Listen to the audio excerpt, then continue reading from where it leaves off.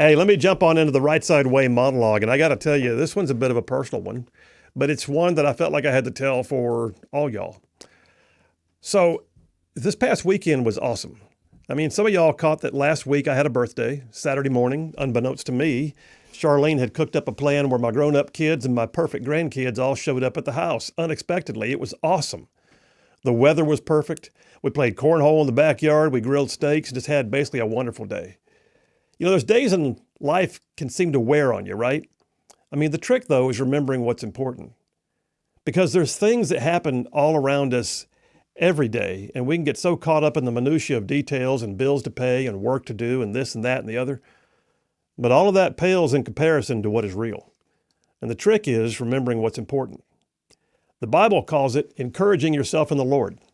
There's a passage in 1 Samuel 30 where David returns to his own village to find out that the enemy has ransacked it and that all the women and children had been hauled away as slaves, including his own wife. So David's men turned on him. They accused him of allowing the tragedy to happen. But we're told that despite being personally despondent over everything that was going on around him, and rightfully so, which no one can blame him for, it was an outright tragedy, that David sat down and encouraged himself in the Lord. Now, I've seen that described as David taking a deep breath and remembering he'd already been through so much before that day and that God had done so much in his life already, and he drew from those previous blessings to give him strength for where he was then. And then it says in Scripture, basically, he stood up, consulted God on his next steps, went into battle, and saved every one of them, including his own family.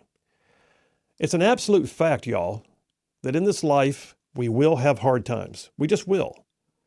The trick is getting in the middle of it and still remembering the blessings. So having said all that, and as long as I'm being wistful here for a minute, I got to tell you about one of the greatest gifts that was ever given to me. It was one that I totally didn't expect. I did not see it coming. So Charlene and I have been blessed with a full and wonderful life, and we have never gone without, but we have had many years where we had no excess. We were the epitome of poor newlyweds who married for love and not money. We had kids early. We married at 21. I was a dad by 23. Absolutely no regrets. But we made some decisions about our calling early on. We were real committed to Charlene being home with the kids when they were young. It meant that we sacrificed some income, but we also gained incredibly in the way our kids turned out. But we were also committed to working with a ministry called Young Life. So for the first 10 years out of college, I felt like my daily calling was working with teenagers in ministry and counseling. And in many ways, Young Life, I like to say, is still the best job I ever had, but it was also the lowest paying job I've ever had, to say the least. But we were in it, and so we just made do.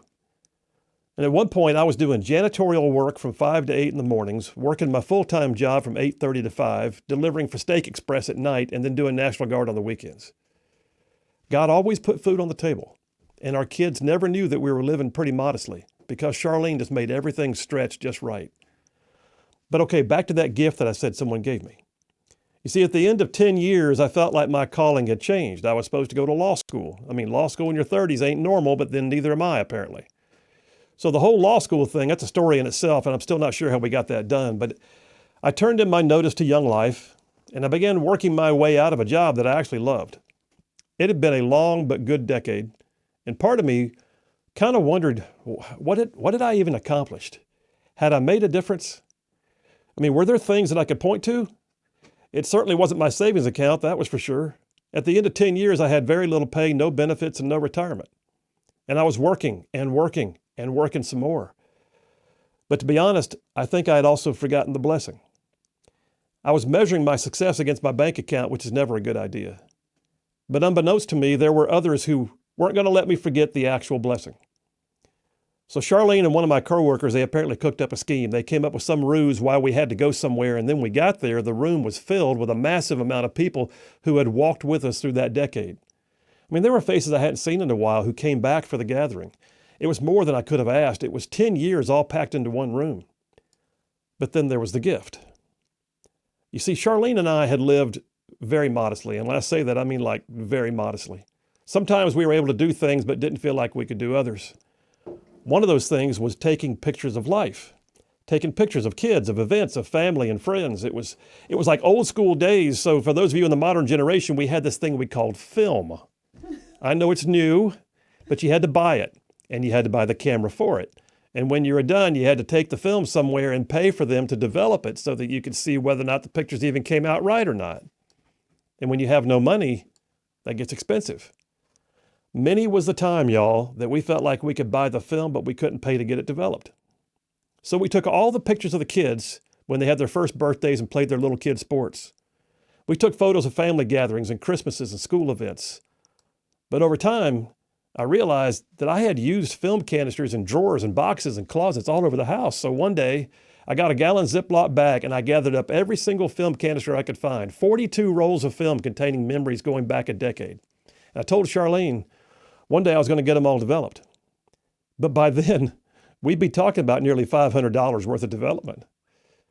But my friend found out about it. And at my party, they presented me with a box containing every last photo from every single one of those film canisters. It was the most amazing gift, y'all.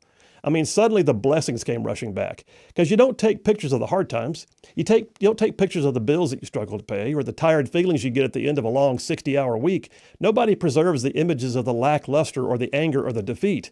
That box of photos, man, it was a box full of smiles and growth and gatherings and outright blessings. I spent hours going through that box, remembering and laughing and then remembering some more. Gone were the feelings about whether it had been worth it. All I had to do was look in that box and know that it was. I just had to remember the blessings. You see, the question is not whether you will have hard times, because you will. The question is, what will you do with those hard times? How do you equip yourself in the process? Because life does get sometimes overwhelming. You can wonder how you got to this place or that place, or why me, or what could have been. I know I have. I mean, just this morning, though, I was reading in Proverbs chapter 24, because today is the 24th day of the month.